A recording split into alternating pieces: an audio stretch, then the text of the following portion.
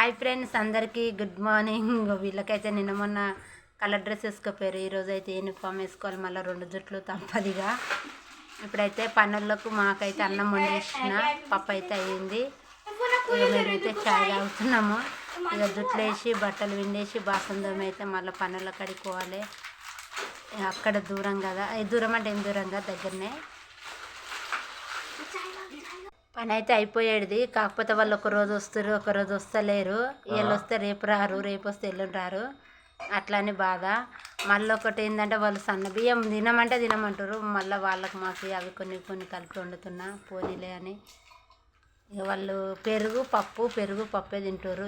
కూరగాయలు తింటారు కానీ పచ్చళ్ళు ఏం తినలేరు. ఇక వాళ్ళకైతే వండి పెట్టాలి కదా పాపం. మళ్ళీ ఛాయ్ అయితే 3 పూటలు కన్ఫర్మ్ వాళ్ళకు.